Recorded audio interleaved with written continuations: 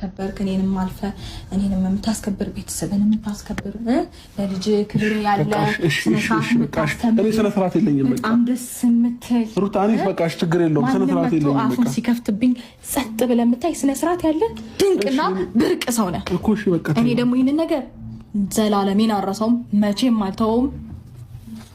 እምል አደርጋለሁ። ወይ ትፈርማለህ ወይ ምርጫ አንተ ነው። አይመለከተኝም። ሩታዬ ነው የምትይዘው። አላወራንም እኮ አይደል እንዴ? 10 ደቂቃ እንኳን አላወራሽኝም እኮ። አወራን።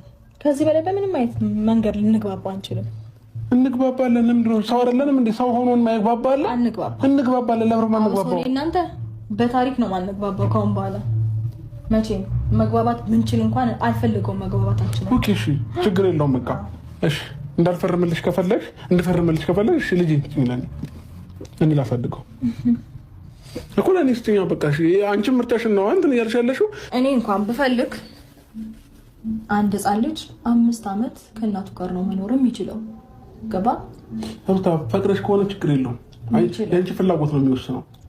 እኔ ደግሞ አልፈልግም። ስለዚህ ፈቃደኛ ሆነሽ ስጪኝ። በጣም ብዙ ነገር ያየሁበት ልጅ ነው። እሺ እንደዚህ ብድግ አድርጌ ልሰጥቅ አልችልም። ገና ነፍሱን ያላወቀ እንዴ አንተ ምን ሩታ ሁሉ ነገር ወደሽ ትችዋለሽ እንዴ?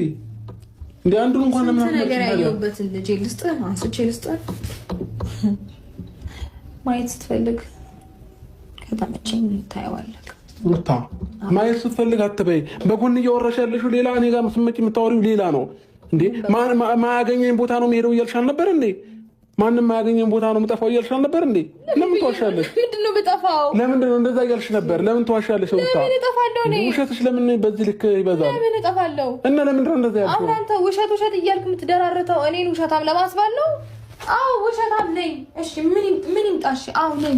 ልጠፋ? አዎ እሺ ልጠፋ ነው። እሺ ምን አላልኩም ልበል?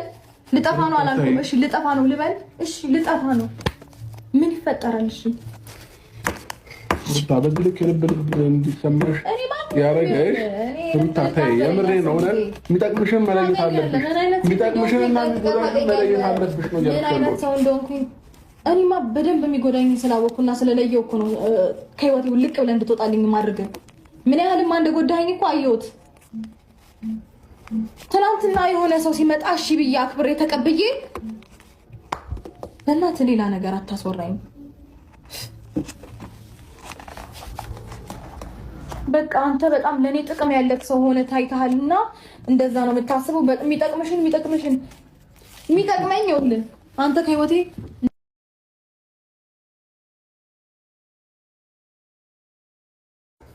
ቁርጥ ብሎ ሲወጣ ያንተና የኔ ነገር እንደዚህ አንተዛ እኔ እዚህ ማንገናኝበት ማለት ክፍተት ሲኖር ያኔ ነው ጥቅሜ እንጂ አሁንም ድጋሚ ካንተ ጋር መገናኝበትን ኬዝ እየፈለኩኝ ሊጠቅመኝ ከዛሬ ድረስ የተቃጠልኩት ይበቃኛል። ሩታ ተይ በእናትሽ እንደዚህ አትበይ ተይ። እስከዛሬ ድረስ እኮ በቃ እሺ ተይው። አሁን ስለሱ አይደለም እያወራሁሽ ያለሁት እኮ በቃ የነገር ሀሳብ ብቻ ተይው ነው እያልኩሽ ያለሁት እኮ የነገር ሀሳብ ተይው በቃ ሩታ።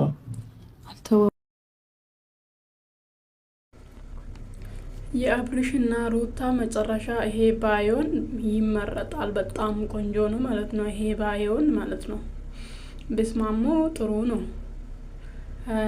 ነገር ግን አብርሃምን ራሱ ለመጠየቅ በቂ አይደለም። አብርሃም እንደዚህ እንዲጨክን ያደረገሽ ምንድነው? መጀመሪያ አንተ ራስህ ነህ። አንተ እንዴት ነው ሴት ልጅ ላይ ትጨክናለህ? እንዴት ነው ሴት ልጅ ስታረዝግ ሌላ ሴት ጋር ሄደ የዛን እሷን ማናደድ? አንተ በዛ ሰዓት እሷ ክፉ ራሱ ብትሆንክ አንተ በደግ ነገር መመለስ ነበረብህ። አንተ ግን የትኛው ሰጠሽኝ ፍቅር ነው? አንቺ የትኛው ነው እኔ የሚያቀብር አንተ የምታደርገው እኮ ልጅቷ ወልዳ ራሱ እንድታቀብር አንተን አቀርባ እንዳታወራ ቀድሞ የአንተ ጓደኞች ሄዶ ከሄርሜላ ከአገር ሊወጡ ነው ብለው ሲናገሩ እኔ እዚህ ውስጥ የለውም ሀሳብም የለኝም ብለህ መልስ አልሰጠህም። ስለዚህ እሷ ይሄ የአንተ አስተሳሰብ ነው ብላ ትጠብቃለች። ስለዚህ የትኛው በኩል ነው አንተን አቀርባ የምታወራክ?